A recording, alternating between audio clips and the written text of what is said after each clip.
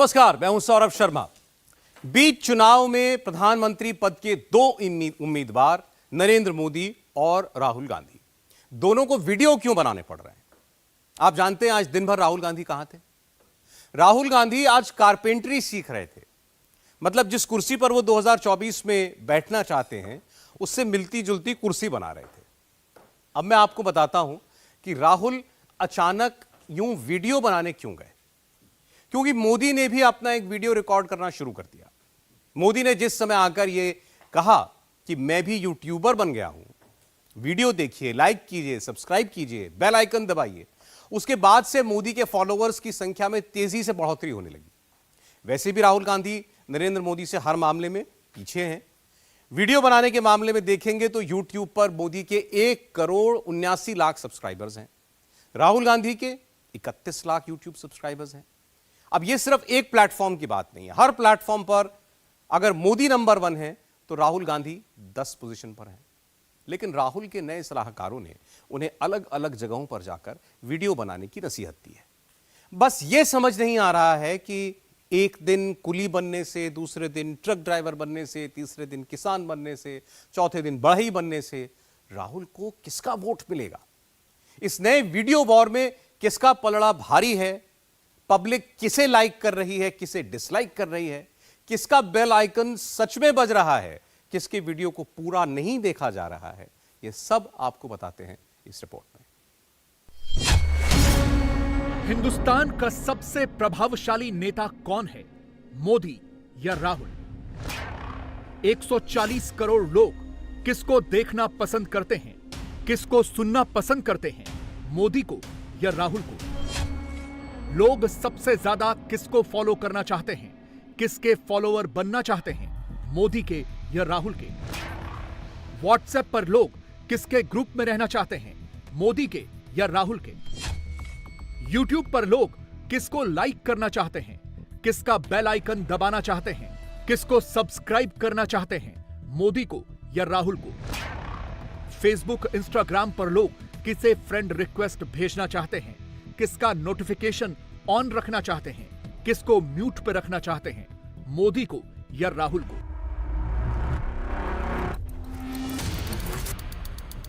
24 की नई pitch ready हो रही है। अब लड़ाई रियल वर्ल्ड में भी हो रही है, वर्चुअल वर्ल्ड में भी हो रही है। मोदी और राहुल तैयारी दोनों की है, पर दोनों में से कौन एक दूसरे पर भारी है? सवाल 140 करोड़ की आबादी में से 46 करोड़ 70 लाख की उस आबादी का है जो YouTube पर एक्टिव है, यानी वो YouTube यूजर्स हैं। 24 के लिए इन्हीं यूट्यूबर्स को रिझाने के लिए, अपने पाले में करने के लिए मोदी ने मिशन इन्फ्लुएंसर शुरू कर दिया है। 26 अक्टूबर 2007 वो तारीख जब मोदी ने YouTube पर अपना अकाउंट बनाया और तब से लेकर अब तक गुजरात ने सीएम मोदी को सब्सक्राइब किया, देश ने पीएम मोदी के अकाउंट का बेल आइकन दबाकर उन्हें ज्वाइन किया और अब यूट्यूबर मोदी ने 24 के लिए खुद को इस प्लेटफॉर्म पर रीलॉन्च कर दिया है। 46 करोड़ 70 लाख वाले यूट्यूबर्स कम्युनिटी के बीच मोदी के इस क्रेज का अंदाजा आप इसी बात से लगा लीजिए कि जैसे ही स्क्रीन पर यूट्यूबर मोदी का वीडियो चलना शुरू हुआ, पीछे से मोदी मोदी का शोर आने लगा। We have a very special message for all of you from a fellow YouTube creator. Upneet, can we run the video, please? मेरे साथी यूट्यूबर, आज एक फैमिली यूट्यूबर के तौर पर आपके बीच आकर मुझे बेहद खुशी हो रही है। मैं भी आपके जैसा ही हूँ, अलग थोड़ा। 15 वर्षों से मैं भी एक यूट्यूब चैनल के जरिए देश और दुनिया के साथ कनेक्टेड रहता हूँ। मोदी के 5 मिनट के वीडियो का असर देखिए। Hashtag Modi only factor top trend बन गया। आएगा तो मोदी ही वाला मैसेज अलग अलग प्लेटफॉर्म पर वायरल होने लगा। ओनली बीजेपी वाला टेक्स्ट मोबाइल फैलने लगा। और यह सब इसलिए हुआ क्योंकि कम्युनिकेशन के 3 सबसे बड़े मीडियम्स यानी व्हाट्सएप, ट्विटर और यूट्यूब पर इस वक्त बीजेपी सबसे आगे चल रही है और मोदी ही उसे लीड कर रहे हैं। सबूत देखिए, ट्विटर पर मोस्ट इन्फ्लुएंशियल पर्सन के इंटरनेशनल सर्वे में नरेंद्र मोदी नंबर 1। हॉलीवुड की बड़ी बड़ी एक्ट्रेस और सिंगर्स का भी उतना क्रेज नहीं है जितना मोदी का है। ट्विटर पर सबसे ज्यादा फॉलो किए जाने वाले ग्लोबल लीडर्स में भी मोदी का नाम शामिल है। बात चाहे ग्लोबल हो या लोकल हो, हर जगह मोदी ही रूल करते हैं। लोग सबसे ज्यादा मोदी से ही जुड़ते हैं, राहुल से नहीं। मोदी वर्सेस राहुल का पूरा डेटा एनालिसिस आगे करेंगे, मगर उससे पहले यह देखिए कि यूट्यूबर मोदी को देखकर कांग्रेस के इकोसिस्टम को कितनी तेज मिर्ची लगी। मोदी तो प्रचार मंत्री हैं, कांग्रेस ने यह कहा। अब यह दिन देखना पड़ गया, मोदी को यूट्यूबर बनना पड़ गया, कांग्रेस ने यह भी कहा। मोदी ने अपना अकाउंट सब्सक्राइब करने की अपील की तो कांग्रेस के समर्थकों ने प्रधानमंत्री को बेगर बुलाना शुरू कर दिया। रेडियो जॉकी और न जाने क्या क्या कांग्रेस के सोशल मीडिया हैंडल्स को जो मन में आया उन्होंने मोदी के खिलाफ वो लिखकर फैलाया। और ये इसलिए हुआ क्योंकि कांग्रेस भी वर्चुअल वर्ल्ड में राहुल के लिए फील्डिंग कर रही है। तरह तरह के पोस्टर्स, तरह तरह के नंबर्स दिखा रही है। राहुल तो टाइगर हैं वाला टेक्स्ट, राहुल तो अगले पीएम हैं वाला टेक्स्ट घुमा रही है। राहुल का कुली बनना, रेलवे स्टेशन पर जाना,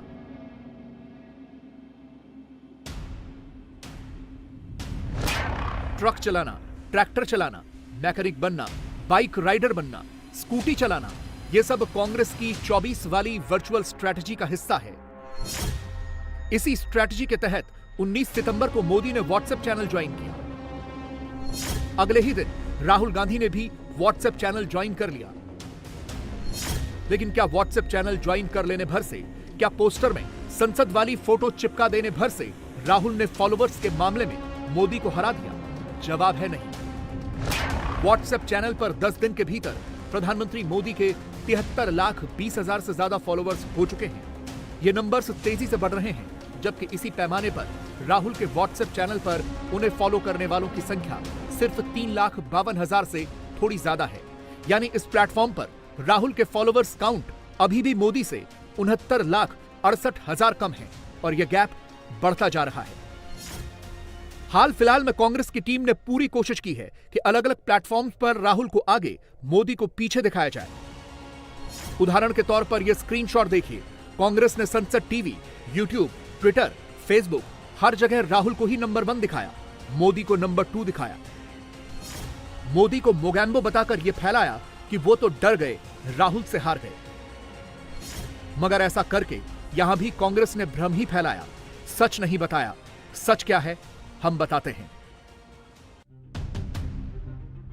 एक रिपोर्ट के मुताबिक पिछले 1.5 महीने में मोदी के ट्विटर अकाउंट पर 79 लाख से ज्यादा लोगों के एंगेजमेंट नोट की गई, जबकि राहुल गांधी के ट्विटर अकाउंट पर 23 लाख से थोड़े ज्यादा लोगों ने विजिट की।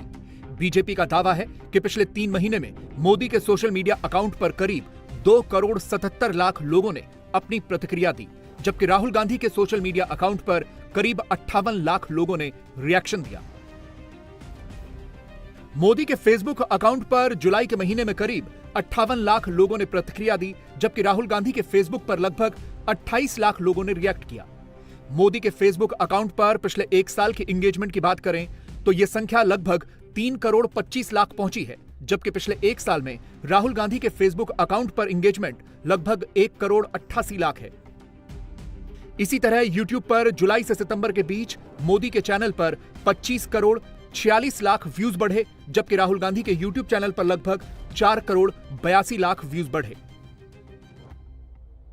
अगर 1 साल के आंकड़े की बात करें तो मोदी के यूट्यूब चैनल पर लगभग 75,80,00,000 व्यूज बढ़े, जबकि राहुल गांधी के यूट्यूब चैनल पर 25,38,00,000 व्यूज का इजाफा हुआ। यह बात सही है कि पहले के मुकाबले अब सोशल मीडिया पर राहुल के नंबर्स बढ़ रहे हैं। राहुल से इंगेज करने वालों की संख्या में भी इजाफा हुआ है। बावजूद इसके जहां मोदी करोड़ों से कनेक्ट कर रहे हैं, वहां राहुल अभी भी लाख पर ही अटके हुए हैं। वो बात दूसरी है कि कांग्रेस का इकोसिस्टम यहां भी राहुल को जीता हुआ और मोदी को हारा हुआ दिखाकर सोशल मीडिया पर माहौल बनाने में बिजी है। सुप्रिया श्रीनेत के ट्वीट में लिखे शब्दों को देखकर तो यही लगता है। राहुल की टीम कहती है कि मोदी को यूट्यूब पर इसलिए आना पड़ा क्योंकि राहुल ने उन्हें मजबूर कर दिया। कांग्रेस वाले कहते हैं कि यूट्यूब पर कोई मोदी को सुनना नहीं चाहता, सब राहुल को सुनना चाहते हैं। कांग्रेस तो यह भी कहती है कि राहुल के वीडियो और लाइव को लाखों व्यूज मिल रहे हैं, मोदी 1000 का आंकड़ा तक पार नहीं कर पा रहे। लेकिन ये सिर्फ हवाई दावे हैं, हकीकत नहीं। कांग्रेस की टीम राहुल के अलग अलग यूट्यूब वीडियोस का स्क्रीनशॉट तो घुमा सकती है। राहुल के वीडियोस ने कमाल कर दिया, मोदी के खेमे में भूकंप ला दिया, ये तो फैला सकती है, मगर सच नहीं छिपा सकती। इसे अगस्त के उदाहरण से समझिए। कांग्रेस ने दावा किया था कि संसद में जब राहुल ने नॉन कॉन्फिडेंस मोशन पर भाषण दिया तो संसद टीवी के यूट्यूब चैनल पर 3.5 लाख लोगों ने राहुल को देखा, मोदी को सिर्फ 2 लाख से थोड़ा ज्यादा ने देखा। यूट्यूब पर 26 लाख लोगों ने राहुल को देखा, मोदी को सिर्फ 6.5 लाख लोगों ने देखा। ट्विटर पर 23,000 ने राहुल को देखा, मोदी को सिर्फ 22,000 ने सुना। फेसबुक पर 73 लाख लोगों ने राहुल को देखा, मोदी को सिर्फ 11,000 लोगों ने फेसबुक पर देखा। जो लोग डेटा क्रंचिंग नहीं करते, उन्हें एक पल के लिए लगेगा कि कांग्रेस तो ठीक ही कह रही थी, मगर ऐसा नहीं है। सच कुछ और ही है। सच यह है कि संसद टीवी के यूट्यूब अकाउंट पर राहुल की स्पीच के 3,55,000 व्यूज थे, जबकि मोदी की स्पीच के 2,66,000 व्यूज थे। और यह इसलिए हुआ क्योंकि राहुल ने 9 अगस्त को स्पीच दी थी, मोदी ने 10 अगस्त को जवाब दिया था। अब राहुल की स्पीच पहले हुई तो वो ज्यादा देर तक यूट्यूब पर रही, तो जाहिर सी बात है उसके व्यूज ज्यादा होंगे। यानी कांग्रेस ने यह नहीं बताया, अधूरा डाटा फैलाया। अब दूसरा डाटा देखिए। राहुल गांधी के यूट्यूब अकाउंट पर उनके लाइव स्ट्रीम्ड वीडियो को 6,70,000 व्यूज मिले, जबकि मोदी के यूट्यूब अकाउंट पर लाइव स्ट्रीम्ड हुए वीडियो को 18 लाख से ज्यादा व्यूज मिले। और ये सिर्फ हवाई बातें नहीं है, सबूत है। ये देखिए, मोदी के अकाउंट का स्क्रीनशॉट साफ साफ दिख रहा है। 18 लाख से ज्यादा व्यूज मोदी को मिले, जबकि राहुल के अकाउंट पर जो व्यूज दिख रहे हैं वो 6 लाख से थोड़ा ही ज्यादा हैं। इसी तरह ट्विटर पर राहुल की स्पीच के लाइव स्ट्रीम को 14 लाख व्यूज मिले, 13,500 रीट्वीट्स, 511 कोट्स और 37,000 लाइक्स मिले। जबकि ट्विटर पर मोदी के स्पीच के लाइव स्ट्रीम को 25 लाख व्यूज मिले, 16,000 से ज्यादा रीट्वीट्स मिले, 853 कोट्स मिले और 51,000 से ज्यादा लाइक्स मिले। वो भी तब जब मोदी ने राहुल की स्पीच के एक दिन बाद अपना भाषण दिया। और इसके भी सबूत आपके सामने हैं। राहुल और मोदी दोनों के ट्विटर अकाउंट्स का डेटा आप साफ साफ देख सकते हैं। समझ जाएंगे कि मोदी को टारगेट करने के लिए राहुल की टीम फेक डेटा फैलाने से भी नहीं चूकती। और यह सिलसिला पिछले कई महीनों से नॉन स्टॉप चल रहा है। कांग्रेस के इकोसिस्टम को पता है, जमीन तो जमीन, सोशल मीडिया पर भी मोदी को हराना मुश्किल है, इसलिए कोई भी नैरेटिव गढ़ दिया जाता है। और भ्रम फैलाने वाला डेटा परोसने के बाद जब यही कांग्रेस के नेता यही राहुल के साथी कैमरे पर आते हैं तो पहले समझाते हैं, पढ़ाते हैं, लिखाते हैं, क्या बोलना है, कैसे बोलना है, कितना चुप रहना है, मोदी के खिलाफ कैसे फॉल्स नैरेटिव बनाना है। और ऐसा करते वक्त वो माइक ऑफ करना भूल जाते हैं, जैसा कांग्रेस की प्रवक्ता रागिनी नायक के साथ हुआ। क्वेश्चन आंसर्स पड़ेगा तो उसमें हमारे कितने ओबीसी सीएम हैं, बीजेपी के कितने हैं, इंडिया अलायंस के कितने हैं, वो सारे क्वेश्चन होंगे उसमें, उसके जवाब से 3 हमारे पास होंगे। और फिर ये जरूर हो कि हमने पहली महिला मुख्यमंत्री बनाई, ये बनाई, ये बनाई। वो हमेशा सवाल पूछते हैं कि वो कहेंगे कि कांग्रेस 33% प्रतिनिधित्व क्यों नहीं दे देती। तो उसका ना बिल्कुल सीधा सा जवाब है, उसमें थोड़ा सा मैंने विस्तृत दे दिया। तो आप ये कहिए कि कांग्रेस तो कर रही है और उसका उदाहरण ये है, और हम भाजपा के विवेक पे क्यों छोड़ दें? वो तो कभी नहीं करेंगे, वो तो घोर महिला विरोधी है। हम किसी और क्षेत्रीय दल के विवेक पे क्यों छोड़ें? हम संविधान में सुरक्षित अधिकार बनाना चाहते हैं ना। आप करेंगे बात 10 की, 20 की, 25 की, 30 की, हम कह रहे हैं 118 महिलाएं सांसद बने देश में, और वो संविधान बना सकता है, कोई पार्टी नहीं करेगी। आप भी जान रहे हैं कांग्रेस ने जितना किया उतना उसका 10% भी नहीं करेगी, क्योंकि फिर वो 118 कांग्रेस भी लड़ाएगी, 118 भाजपा भी लड़ाएगी, वरना हम लड़ा रहे हैं, दूसरा नहीं लड़ा रहा। दीदी अभी जो लिस्ट आई है उसमें एक भी ओबीसी महिला नहीं। कौन सी लिस्ट आई? 40 की लिस्ट कल सेकंड वाली आई, उसमें एक भी ओबीसी महिला नहीं। पक्का ओबीसी महिला में दूसरा अभी 89 का दूसरी लिस्ट में ना, दूसरी लिस्ट में राहुल की टीम कोशिश तो खूब करती है कि फेक कहानी बना दो, मोदी को डरा हुआ सहमा हुआ दिखा दो, लेकिन डाटा झूठ नहीं बोलते। मोदी विरोधियों की फेक थ्योरी हर बार पकड़ी जाती है। इंटरेस्टिंग बात यह है कि जो लाइन कांग्रेस लिख रही है, वही लाइन पश्चिमी मीडिया भी अपने एजेंडे में फिट करके परोस रहा है। मोदी को टारगेट करने के लिए पूर्वाग्रह से पीड़ित तरह तरह की रिपोर्ट्स निकाली जा रही हैं। और यह सब इसलिए हो रहा है क्योंकि वर्चुअल वर्ल्ड में मोदी की लोकप्रियता हर बीतते दिन के साथ बढ़ती जा रही है। और यूट्यूबर मोदी का नया वर्जन सामने आने के बाद कांग्रेस का इकोसिस्टम जिस तरह की पटकथा लिख रहा है, वो भी अब पूरी तरह एक्सपोज हो चुका है। क्योंकि मोदी अब उन लोगों से कनेक्ट कर रहे हैं जो पहले ही बड़ी संख्या में एक बड़ी आबादी को इन्फ्लुएंस करने की ताकत रखते हैं। और जब वो लोग अपने ही बीच के यूट्यूबर मोदी को अपने सामने देखते हैं तो मोदी मोदी ही करते हैं। मेरे पास भी बहुत सारे सब्सक्राइबर्स और उनका एक डिसीजन नंबर है।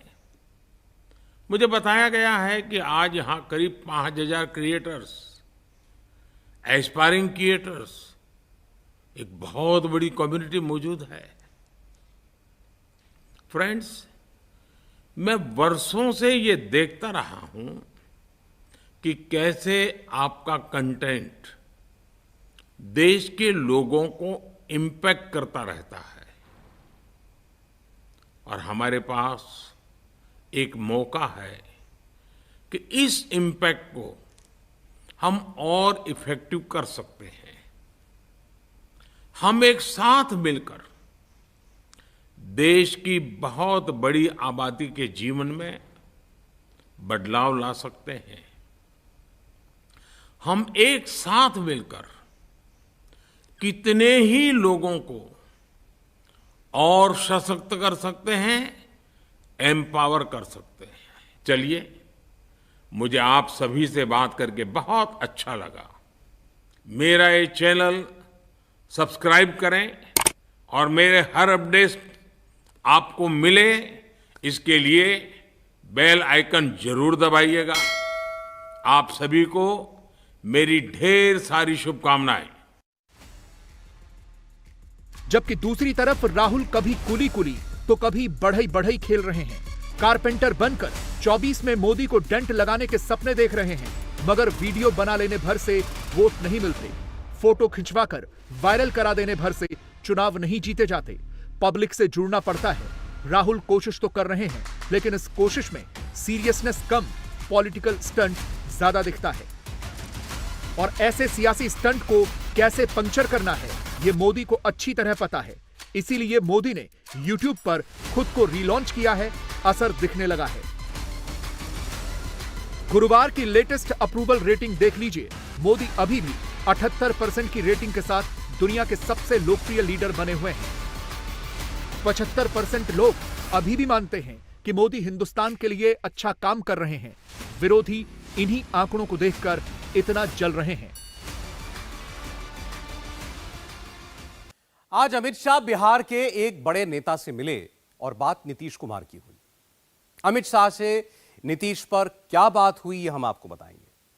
आज अरविंद केजरीवाल की पार्टी बीजेपी से नहीं बल्कि कांग्रेस से लड़ रही थी।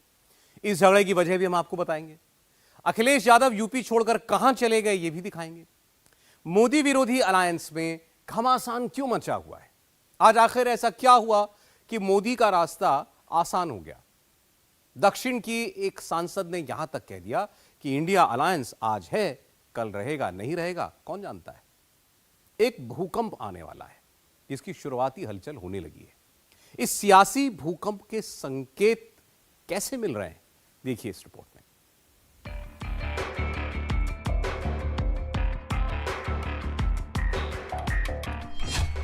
नरेंद्र मोदी का दरवाजा किसके लिए बंद है? मोदी ने नो एंट्री का बोर्ड किसके लिए लगाया है?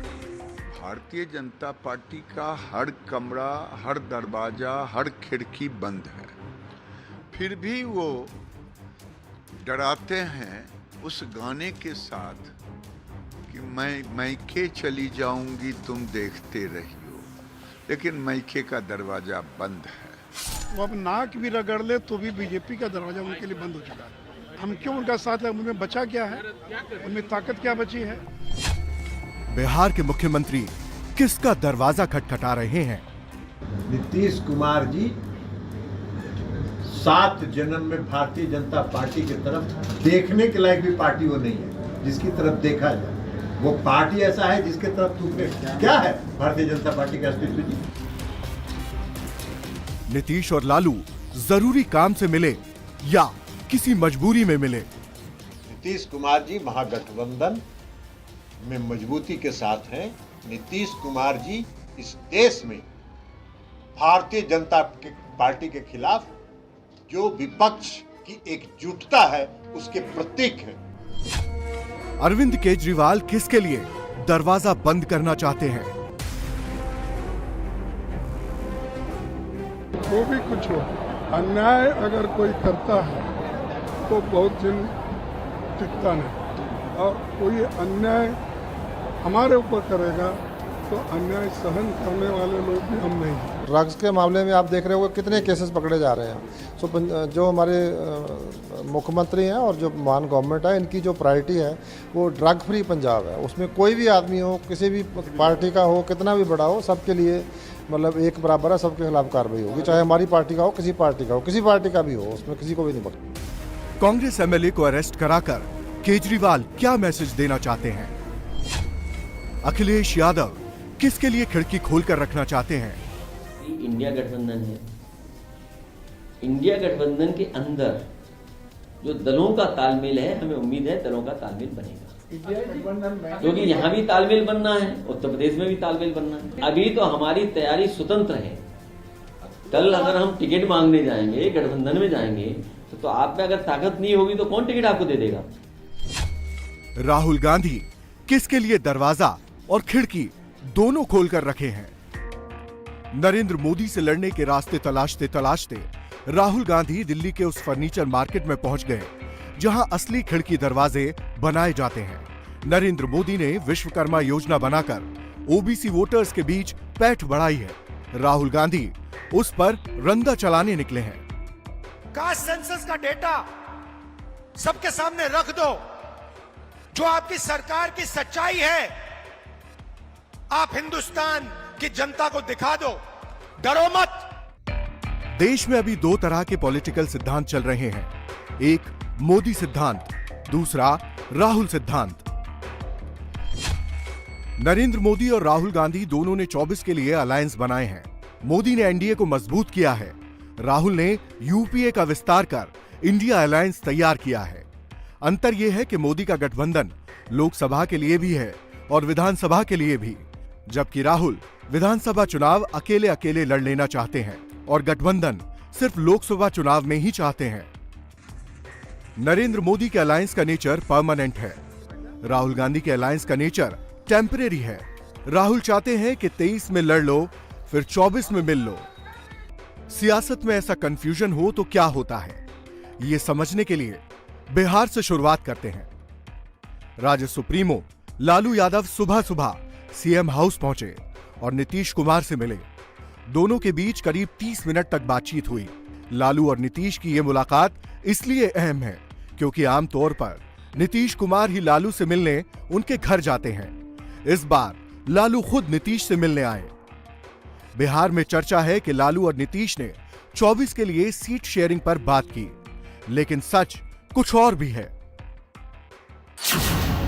खबर है कि नीतीश कुमार नाराज हैं और नाराजगी में वो लालू और राहुल की पार्टी को डरा रहे हैं। नीतीश की नाराजगी की एक वजह यह भी है कि लालू लगातार राहुल गांधी को प्रमोट कर रहे हैं और इंडिया अलायंस की मीटिंग में नीतीश कुमार के बारे में कुछ नहीं कहते। दूसरी वजह वो चर्चा है कि लालू अब बस उस डील को एग्जीक्यूट करना चाहते हैं जिसके तहत 24 से पहले नीतीश कुमार को सीएम की कुर्सी छोड़नी है, तेजस्वी यादव को मुख्यमंत्री बनना है और नीतीश को बस दिल्ली की सियासत करनी है। नीतीश कुमार सीएम की कुर्सी नहीं छोड़ना चाहते, इसलिए उन्होंने संकेतों के जरिए मैसेजिंग शुरू कर दी। 25 सितंबर दिन सोमवार नीतीश कुमार बीजेपी के संस्थापक दीनदयाल उपाध्याय की जयंती कार्यक्रम में चले गए। उस दिन उनको विपक्षी नेताओं के साथ हरियाणा में INLD के कार्यक्रम में जाना था, मगर नीतीश हरियाणा नहीं गए। इससे पहले नीतीश कुमार अटल बिहारी वाजपेयी की पुण्यतिथि कार्यक्रम में पहुंच गए थे और वहां वाजपेयी को श्रद्धांजलि दी थी। दीनदयाल उपाध्याय की जयंती में या वाजपेयी की पुण्यतिथि में जाना कोई अपराध नहीं, लेकिन राजनीति जब संकेतों में हो तो ये सारे संकेत इंपॉर्टेंट हो जाते हैं। लालू यादव का गेम प्लान ये है कि बिहार की सत्ता को अपने हाथों से नहीं जाने देना है। नीतीश कुमार का गेम प्लान ये है कि मुख्यमंत्री की कुर्सी को पकड़ कर रखना है। नीतीश पलटी मारें या ना मारें, लेकिन वो दोस्त और दुश्मन दोनों को कंफ्यूज रखते हैं। बीजेपी का गेम प्लान ये है कि महागठबंधन को कमजोर करते जाना है ताकि 24 का चुनाव निष्कंटक हो जाए। भारतीय जनता पार्टी ने बहुत पहले स्पष्ट कर दिया है, माननीय अमित शाह जी से लेके सम्राट चौधरी तक, इसके पहले संजय जायसवाल थे, उन्होंने भी, और एक एक नेता ने स्पष्ट कर दिया है कि अब नीतीश कुमार के लिए सारे दरवाजे बंद हैं, खिड़कियां भी बंद हैं, और ये विषय हमारे तरफ से नहीं उठता है, ये उनके एक्टिविटी से ही ये निकल करके बातें आती है। वो आरजेडी को डराते हैं। संकेतों वाली सियासत के बीच नीतीश और लालू की मुलाकात हुई। मुख्यमंत्री से मिलने गए थे सर आप? मुख्यमंत्री हैं, ज्यादा कदा चले आते हैं मेरे यहाँ और हम गए जाते रहते हैं, हम भी जाते हैं, उनको रेस्पेक्ट करते हैं। फिर नीतीश कुछ नहीं बोले। सियासी सर्कल में उठ रहे सवालों के बारे में जेडीयू की ओर से लल्लन सिंह सामने आए। जवाब कुछ नहीं दिया, मगर सवाल खूब दागे। नीतीश कुमार जी 7 जन्म में भारतीय जनता पार्टी की तरफ देखने के लायक भी पार्टी वो नहीं है जिसकी तरफ देखा जाए। वो पार्टी ऐसा है जिसके तरफ थूकने क्या है भारतीय जनता पार्टी का अस्तित्व जी। भारतीय जनता पार्टी ने इस देश की जनता से जो वादा किया, एक तो वादा पूरा किया है? कौन सा वादा पूरा किया? कौन सा वादा भारतीय जनता पार्टी की सरकार ने और नरेंद्र मोदी जी की सरकार ने पूरा किया है? न रोजगार के दिशा में, न महंगाई के नियंत्रण में, न गरीबों को 15 लाख रुपया देने में। तो अभी कन्फ्यूज का काम कर रहे हैं। राहुल गांधी ने इंडिया नाम से जो गठबंधन बनाया है, उसमें बिहार के बाद पंजाब में दूसरी गांठ पड़ी है। राहुल गांधी जिस वक्त दिल्ली के कीर्तिनगर फर्नीचर मार्केट में कारपेंटर्स के साथ कुर्सी और मेज जोड़ रहे थे, ठीक उसी वक्त पंजाब में उनके अलायंस का जोड़ कमजोर हो रहा था। पंजाब कांग्रेस के विधायक सुखपाल सिंह खैरा को ड्रग्स के एक पुराने मामले में अरेस्ट किया गया। अपनी अरेस्ट तो दिखाओ, अपनी जिमनी वगैरह तो दिखाओ।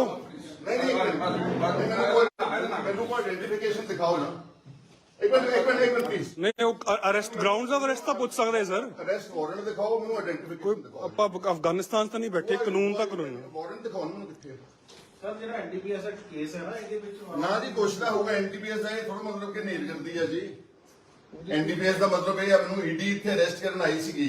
ਉਹਨਾਂ ਨੇ ਇੱਕ ਬਕਾਇਦਾ ਮਤਲਬ ਡਿਪਟੀ ਡਾਇਰੈਕਟਰ ਇੱਕ ਲੇਡੀ ਆਈ ਸੀਗੀ, ਨਾਲ ਪੁਲਿਸ ਅਫਸਰ ਆਏ ਸੀਗੇ, ਨਾਲ ਉਹ ਵਾਰੰਟ ਲੈ ਕੇ ਆਏ ਸੀ। ਉਹਨਾਂ ਨੇ ਮੈਨੂੰ 2 ਵਿਟਨੈਸਸ ਇੰਡੀਪੈਂਡੈਂਟ ਇੱਥੇ ਅਲਾਓ ਕੀਤੇ ਕਿ ਤੁਸੀਂ 2 ਇੰਡੀਪੈਂਡੈਂਟ ਵਿਟਨੈਸਸ ਆਪਣੇ ਬੁਲਾ ਲਓ।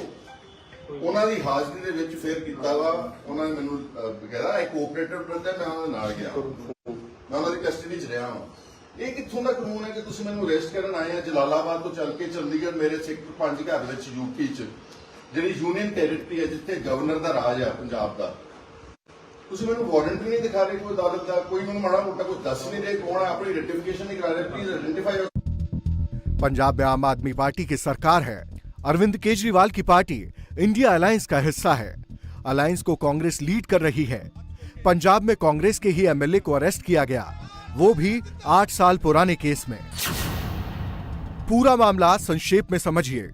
2015 में पंजाब पुलिस ने ड्रग्स और सोना जब्त किया था। 2 किलो हेरोइन और 24 गोल्ड बिस्किट जब्त किए गए थे। जलालाबाद पुलिस ने उस केस में 9 लोगों को पकड़ा। देसी पिस्टल और 2 पाकिस्तानी सिम भी मिले। गुरदेव सिंह नाम के एक आरोपी से सुखपाल खैरा का नाम जुड़ा। सुखपाल खैरा को 2015 में ईडी ने पकड़ा था। अब पंजाब पुलिस ने एनडीपीएस केस में अरेस्ट किया। गिरफ्तारी के बाद सुखपाल खैरा ने भगवंत मान सरकार से अपनी जान को खतरा बताया। जिस तरह का ये खून का प्यासा हो गया, झूठे केसों के ऊपर दोबारा ये चौथा केस है मेरे खिलाफ भगवंत मान की तरफ से। पहले 3 एफआईआर की मेरी बहन तक उनके खिलाफ, उनको लेडीज को भी नहीं छोड़ा। अब ये चौथी एफआईआर करके तो जो आदमी इतनी ज्यादा नफरत रखता है वो तो आपको फिजिकली भी एलिमिनेट करा सकते हैं। ये पुलिस उनकी है। अगर मेरे घर में without warrant, without any FIR, without informing Chandigarh police घुस सकते हैं सुबह 6 बजे। I am in their custody now. और जेलों में तो गैंगस्टर्स बैठे हैं। जिस भी जेल में मेरे को भेजेंगे वहां तो गैंगस्टर्स हैं और गैंगस्टर्स इनके साथ है। I sense something very very dangerous and I personally feel Bhagwant Mann will be solely responsible, solely. Punjab की भगवंत मान सरकार कानून के तहत कार्रवाई की बात कर रही है, लेकिन गठबंधन में गांठ तो पड़ ही गई है। पंजाब की 13 लोकसभा सीटों का बंटवारा होना है। पंजाब में आप की सरकार है। 3/4 सीटों पर केजरीवाल के विधायक जीते हैं। पंजाब में 117 में से 92 विधायक आम आदमी पार्टी के हैं, इसलिए आपका दावा मजबूत है। 2019 के हिसाब से देखें तो पंजाब में कांग्रेस ने सेकंड बेस्ट परफॉर्मेंस पंजाब में ही की थी। 13 में से 8 सीटों पर कांग्रेस के सांसद चुने गए थे, इसलिए कांग्रेस का भी दावा है। कांग्रेस और आप दोनों दल एक दूसरे पर प्रेशर बना रहे थे। अब विधायक की गिरफ्तारी को लेकर तलवारें तन गई हैं, मगर केजरीवाल को अपनी पड़ी है। दिल्ली के मुख्यमंत्री कैमरे पर आए तो पंजाब के बारे में एक शब्द नहीं बोला। वो बीजेपी और केंद्र की ओर से कराए गए मुकदमों की शिकायत करते रहे। इन्होंने 33 से ज्यादा मेरे ऊपर केस करे और इन्होंने सारी छानबीन कर ली, सारी जांच कर ली। पिछले 8 साल से जब मैं दिल्ली का मुख्यमंत्री बना हूं तब से ये जांच ही जांच किए जा रहे हैं। अभी तक तो कुछ मिला नहीं। तो अब ये नई इंक्वायरी इन्होंने शुरू की है। इस इंक्वायरी का भी स्वागत है। इसमें भी कुछ नहीं मिलने वाला। जैसे पहले कुछ नहीं मिला वैसे कुछ नहीं मिलने वाला। तो एक चौथी पास राजा से आप और उम्मीद भी क्या कर सकते हो। 24 घंटे केवल और केवल इंक्वायरी का गेम करते रहते हैं या केवल भाषणबाजी करते रहते हैं और काम तो कुछ करते नहीं। इंडिया अलायंस में सीटों का झगड़ा तो बाद में शुरू होगा, अभी उससे पहले का रगड़ा चल रहा है। अगर केजरीवाल 2024 तक इंडिया अलायंस में रह गए तो दिल्ली और पंजाब में कांग्रेस के साथ उनकी सीटों का तालमेल होगा। उससे पहले वो मध्य प्रदेश, राजस्थान और छत्तीसगढ़ में कांग्रेस के ही वोट काटने जा रहे हैं। देखिए, आज INDA का जो अलायंस है वो कल तक रहेगा, इसका कोई गारंटी नहीं है, क्योंकि ये 5 राज्यों के इलेक्शन होगा तो उसके बाद अलग होगा, और 5 राज्यों के इलेक्शन से पहले, जो पार्लियामेंट इलेक्शन के पहले सीट शेयरिंग का इश्यू होगा, उसके बाद से सिचुएशन अलग होगा। सियासत का सीधा उसूल है, यहाँ कोई किसी को फ्री में कुछ नहीं देता, सब कुछ हासिल करना पड़ता है। संगठन का विस्तार कर कर ही पार्टियां अपनी नेगोशिएशन पावर बढ़ाती हैं। केजरीवाल उस रास्ते पर हैं तो अखिलेश यादव भी वही रूट फॉलो कर रहे हैं। अखिलेश को भी मालूम है कि उनकी पार्टी की वक्त सिर्फ यूपी में ही है। सपा के कैंडिडेट उत्तर प्रदेश में ही जीत सकते हैं, लेकिन कांग्रेस पर दबाव बढ़ाने के लिए अखिलेश MP पहुंच गए हैं। लगातार दूसरे दिन अखिलेश ने MP में प्रचार किया। अखिलेश जानते हैं कि 2024 में यूपी में उनको देना ही देना है, इसलिए 2023 में वो कांग्रेस से कुछ लेने के लिए मध्य प्रदेश आए हैं। अभी तो हमारी तैयारी स्वतंत्र है। कल अगर हम टिकट मांगने जाएंगे, गठबंधन में जाएंगे, तो आप में अगर ताकत नहीं होगी तो कौन टिकट आपको दे देगा। इंडिया अलायंस में अखिलेश का कांटा सही चल गया तो वो कांग्रेस के लिए पिछड़ा वोट जोड़ सकते हैं, बशर्ते कांग्रेस को यह बताना होगा कि वो अखिलेश को क्या दे सकती है। शिवराज सिंह चौहान इस गेम को समझ चुके हैं, इसलिए वो अलग लीग में खेल रहे हैं। गणपति विसर्जन को ग्रैंड इवेंट बनाकर शिवराज ने मध्य प्रदेश में मराठी वोटर्स को रिझाया। लाडली बहना योजना के तहत 50% महिला वोटर्स को अपनी तरफ खींचने के बाद शिवराज ठाकुर बिरादरी के राष्ट्रवादी वोटर्स को लामबंद कर रहे हैं। ये कार्यक्रम कोई राजनीतिक कार्यक्रम नहीं है, ये भावनात्मक कार्यक्रम है। अपने हृदय की संपूर्ण श्रद्धा उड़ेलकर हमने महाराणा प्रताप लोक बनाने के लिए का फैसला किया है। मोदी को हराने के लिए बनाया गया इंडिया अलायंस कब तक टिकेगा कोई नहीं जानता। हर दिन इसके टूटने की भविष्यवाणी होती है, लेकिन आज की तारीख में मोदी के खिलाफ एक गठबंधन खड़ा है। मोदी की पार्टी इस फैक्ट को समझकर ही प्लान बना रही है। मेनका गांधी ने एक वीडियो में कह दिया कि इस्कॉन की गौशाला में गाय पाली नहीं जाती है, यहां से तो गाय कसाई को दे दी जाती है। यह बहुत बड़ा आरोप था। इस्कॉन ने भी पलटकर जवाब दिया। सच कौन बोल रहा है, पूरी बात इस रिपोर्ट में देखिए। मैं आपको बता देती हूँ, सबसे बड़े जो यहाँ देश के धोखेबाज है वो है इस्कॉन। वो रखते हैं गौशाले और सरकार से दुनिया भर के उनको फायदा मिलता है गौशाले चलाने के लिए, बड़े बड़े जमीनें मिलते हैं, सब कुछ। मैं अभी उनके आनंदपुर गौशाला में गई, एक भी सूखी गाय नहीं, पूरे के पूरे डेयरीज हैं, एक भी बछड़ा नहीं है। इसका मतलब सब बेचे गए। ISKCON is selling all its cows to the butchers. जितना ये करते हैं और कोई नहीं करता। और ये वाले तो है जो सड़क पर जाकर के हरे राम हरे कृष्णा करते हैं, हाँ, और कहते हैं दूध दूध दूध दूध पर उनकी पूरी जीवन है। जितने उन्होंने कसाईयों को बेचा है शायद ही किसी और ने बेचा। तो अगर ये कर सकते हैं तो बाकियों का क्या होगा? मेनका गांधी ने क्या कहा, एक बार सुनकर यकीन ही नहीं हुआ। दोबारा सुनिए और फिर आगे सच बताते हैं। मैं आपको बता देती हूँ, सबसे बड़े जो यहाँ देश के धोखेबाज है वो है इस्कॉन। वो रखते हैं गौशाले और सरकार से दुनिया भर के उनको फायदा मिलता है गौशाले चलाने के लिए, बड़े बड़े जमीनें मिलते हैं, सब कुछ। मैं अभी उनके आनंदपुर गौशाला में गई, एक भी सूखी गाय नहीं, पूरे के पूरे डेयरीज हैं, एक भी बछड़ा नहीं है। इसका मतलब सब बेचे गए। ISKCON is selling.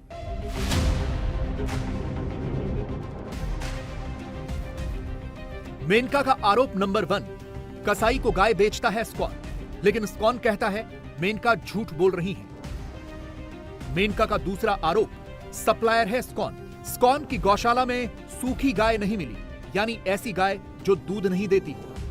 लेकिन इस्कॉन बताता है कि आंध्र प्रदेश के जिस अनंतपुर गौशाला की बात मेनका कर रही है, वहां 240 गाय ऐसी हैं जो दूध नहीं देती हैं।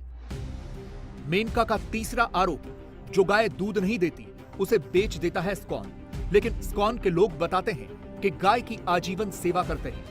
वास्तव में श्रीमती मेनका गांधी का जो झूठा और गलत बयान है, इस्कॉन उसका पूरी तरह से खंडन करता है। उसमें कोई भी सच्चाई नहीं है। और जिस गौशाला की बात वो करती हैं, अनंतपुर गौशाला की, वहाँ पे तो 240 से ज़्यादा गायें ऐसी हैं जो दूध देती ही नहीं हैं, और 76 बैल भी हैं वहाँ पे। तो ये जो उन्होंने लगाए आरोप वो बिल्कुल निराधार है। और वहाँ के जो स्थानीय अधिकारी जैसे कलेक्टर साहब, विधायक जी, माननीय सांसद जी और पशु चिकित्सक अधिकारी, ये सब वहाँ विजिट किए थे और पाया कि वहाँ कुछ भी नहीं, जो आरोप लगाया बिल्कुल झूठा है। उन्होंने सर्टिफिकेट भी दिया हुआ है।